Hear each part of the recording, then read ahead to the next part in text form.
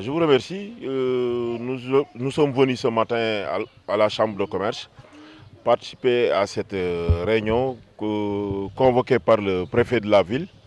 en présence des sous-préfets de l'arrondissement de Thiès-Nord et de Thiès-Sud. Nous sommes venus accompagner le maire de la ville de Thiès, Dr Babacar Diop, Dr Mamadou Djité, le maire de Thiès-Ouest et le maire de la commune de Thiès-Nord. Vous savez, ces dernières années, Thiès a connu quelques incompréhensions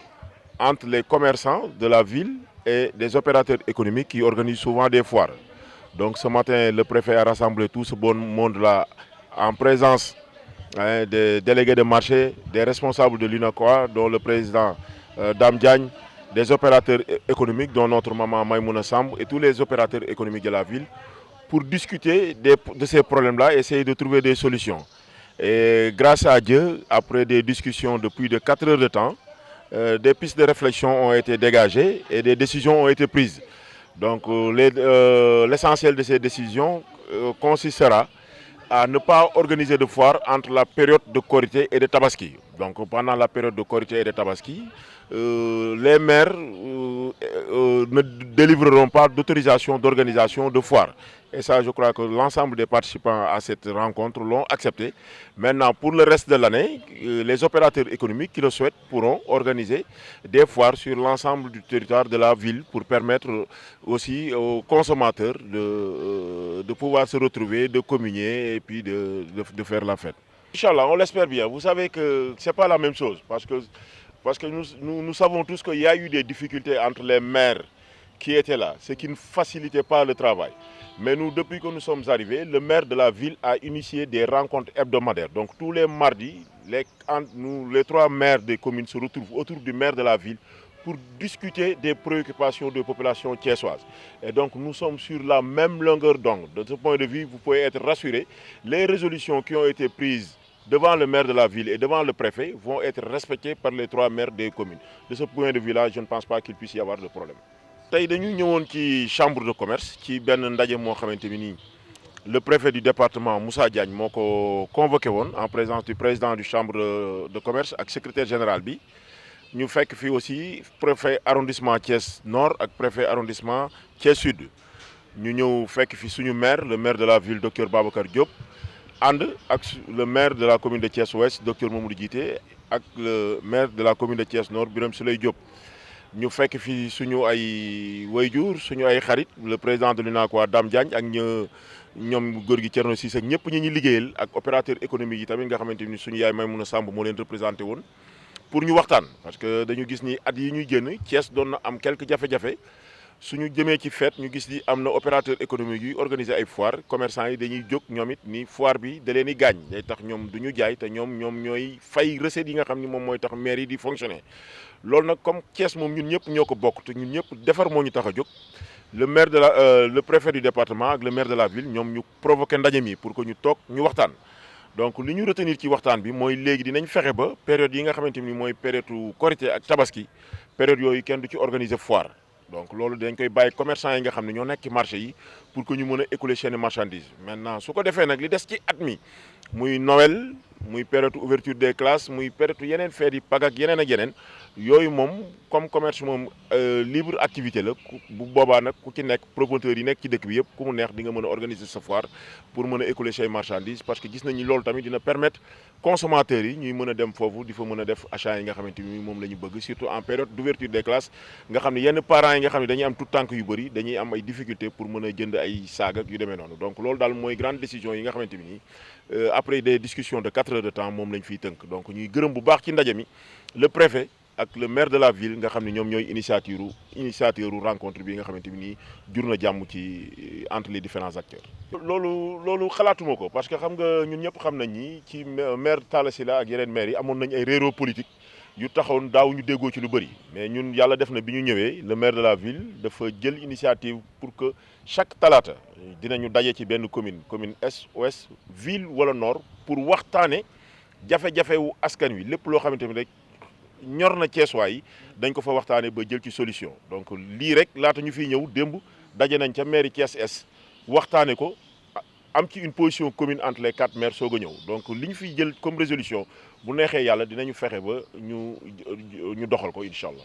déedéet loolu artisans yi préfet spécifié na ko nee na artisans yi nga xam ne dañuy def ay transformation céréalière ak yenn produits yi nga xamante ni ay jus de bissap jus de bouille yenn produits yi nga xamante ay produits yu rares la. période bi ñu koy def ñooñu bokkuñu ci li ñu wax mooy commerçant yi nga xamante ni dañuy def une activité commerciale boo xamante ni moom moo nekk seen activité habituelle ñooñu la ñu wax ni foire dootuñu ko mën a def ñooñu korité ak tabaski duñ ci def foire beneen période yëpp mën nañ ko def mais ñiy def transformation yooyu muy les artisans ñooñu bokkuñu ci parce que ñooñu tout le temps war nañ leen may ñu def foire pour que ñu mën a jaay activité bi nga xamante ni moom la ñuy def. ñoo ngi nuyu ñëpp di gërëm ñëpp di rafetlu aussi vraiment rencontre bi tey bi ñu ngi koy rafetlu bu baax a baax lu ñu yàqoon a sàkku la ci autorité yi di leen gërëm bu baax préfet département ñu ngi koy nuyu bu baax a baax di nuyu monsieur le maire de la ville de Thiès ñu ngi koy nuyu et ñu ngi nuyu autorité yëpp yu fi ñëw tey ñu lim yëpp bu ñu limee xëy nañu juum mais nag ñu ngi rafetlu li nga xamante ni moo décision yi nga xam ne jël nañ ko fi tey ji vraiment di rafetlu bu baax a baax ak acteurs yi nga xam ne ñoom ñoo ko sekkal muy ñi nga xam ne ñooy organiser foire yi yàlla dimbali ñu ba ñu toog ba waxtaan ba déggu ci ay kaddu vraiment loolu dañ koy santé yàlla bu baax ak autorités yi nga xam ne ñoo nekk biir Thiès bu mu waxee autorité rek wàccu ma kenn muy maire bu mu mënta doon rek rafetlu ñu kaddu yi te ñu ngi ñaan yàlla aussi lii ñu décision bi ñu jël fii ñuy continuer di waxtaan chaque jour bu ñu ko defee rek yaakaar naa coow du am suñu diggante nañu continuer di waxtaan rafetlu lu fi teew tey daal ñu ngi koy rafetlu bu baax a baax di nuyu suñu yaay Maymuna Samb aussi ñu ngi koy nuyu bu baax di ko gërëm vraiment doon na koo xamante ni biir Thiès aussi vraiment ci roy waay la ci jigéen yi vraiment ñu ngi koy nuyu ak ñi mu àndal liggéey yëpp ñu ngi nuyu ñëpp du nuyu président chambre de commerce di nuyu gërëm ñëpp daal kontaan daal la ñu am bisu tey bi kontaan nañ ci bu baax a baax. mën nañu dikkaat ci jafe-jafe yi nga xam ne doon ngeen ko dund durant yi nga xam ne foire yi dafa daan am. waa jafe-jafe yooyu boobu mooy sabab waxtaanu tey bii parce que dañ ci doon am ay jafe-jafe chaque événement muy Korité di Tabaski ñuy dem ci terrain bi di jàmbur ak nit yi ñu toog bi ñu toogee ne xalaat ni lii da war naa mën a ne le 21 juin bii passé la bind préfet département lettre pour ñu mën a toog waxtaan mu xamal ma ni waxtaan bi nañu bàyyi ba maire yi nga xam ne ñoo fi toog ñu toog fi boo ko defee daañu leen convoqué ñu toog bi ñu toogee ba pare février le 21 février ma rappelé war lettre bi ak maire de la ville ak maire yëpp ñu rappelé ko yàlla dogal ñuy dox di waxtaan ba le 30 mu bindal ñu convocation le premier tey ji la ñu daje fii toog waxtaan lu jëm ci mbiru foire yi xool nan lañ koy organiser ba kenn ku ne gis ci sa bopp doo loru looloo sabab tey di vraiment ñu ngi ciy kontaan bu baax di gërëm ñëpp tey dañuy am mbégte nag alors ci rencontre bi nga xam ni nekkoon na rencontre boo xam ni yàkkamti woon nañ ko ndax rencontre boo xam ne monsieur le préfet moo ko jiite alors ak tous les maires de la commune ñoom ñëpp ñu ngi fi woon vraiment loolu am na solo trop ci ñu départager li fi daan xew ci mbiru foire yi ba tax na tey kon loolu dañu ciy kontaan di ci bég parce que tey defe naa ni li ñu tënk ñëpp d'accord nañ ci ku nekk dégg na exposé bi nga xam ne alors maire yi def nañ ko surtout rawatina maître Ousmane Diagne dégg nañu aussi exposé bi nga xam ni vraiment monsieur le préfet def na ko vraiment yàlla dimbaluñu ba mu convaincre commerçant yi ba ñu am retenu ba li nga xamante ni moom lañ doon jël comme décision tey ñoom ñëpp wàcc nañu bokk décision bi ñun ñëpp ànd rafetlu ko ba nga xam ni bu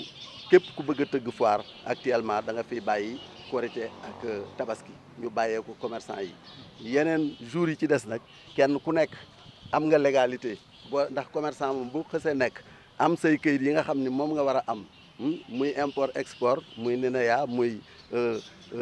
këyit yi nga xam ne war nga ko am mais kenn waru la mën a empêcher pour que nga exercer ce métier de commerce tu vois donc ba tax na ñi nga xam ni ñoo fi nekk nga xam ne ay céréales locales la ñuy def te vraiment ñun dañuy wax consommer sénégalais ñooñu aussi dañ leen di may seen chance ñoom itam li nga xam ne ñu ngi koy produire ñu man vraiment di ko jaay askan wi di ko jënd parce que duñu ko denc te génnewuñu ko donc ñooñu aussi il faut que ñu sóoraale leen ba tax na yàlla dimbali nañu ba commerçant yi ànd nañu ci li ñu def alors vraiment waa céréales locales yi ànd nañ ci alors ñëpp ànd nañ ci wax dëgg yàlla ba tax na tey daal nous sommes satisfaits en tant qu'association de consommateurs ni situation bi doxee rafetlu nañ ko vraiment macha allah. mais loolu mënuñu ko ñàkk bañ a doxal parce que tey li nga xam ni moom la ñu tënk vraiment dañ ko tënk ak fulla ak fayda te commerçant yi aussi ay responsable ñoo fi nekk je crois que Thierno Cissé ngi nii dend ak man El Hadji Dame Diagne mi nga xam ne mooy président régional mu ngi fi toog te Thierno mooy président départemental ñoom ñoo yilif xale yi te décision bi nga xamante ni jël nañ ko ci kanamu préfet maire yi wax ko ñoom ñëpp ñu wax ko je crois que loolu kenn dootu ko mën a violer waaw je crois que lawoon moom wone na parce que tey wax dëgg yàlla taxawaay bi nga xam ne am nañ ko ci rencontre bi vraiment wone na ni tey vraiment alors rencontre bi am na solo te it defe naa ne lii moom problème mu foire defe naa ne fii lay jóge dootul am ci diwaanu Thiès parce que loolu aussi dafa nekk loo xam ne lu jaadu la ndax tey alors jigéen ñi nga xam ne ñoo yore céréales yi ñoom ñëpp gis nga ñu ngi nii taxaw jël fi kàddu wax fi loo xamante ni wax ju ñu mën a dégg la effectivement c'est la réalité kon daal yaakaar naa ni Omar alors daje bi buñ fi jógee vraiment benn perturbation du am ci dëkk bi te it nag mënuñu toll fu ñu toll rek dëkk bi di am ay perturbation non waxtaan nañu jubóo nañu te as gor nag defe naa ni lépp lu mu waxanteeg moroomi goram mais du wëlbatiku di ko violer kon am nañu yaakaar ni li nga xam ne tënk nañ ko daal kenn dootu ko violer au niveau de la région de Thiès.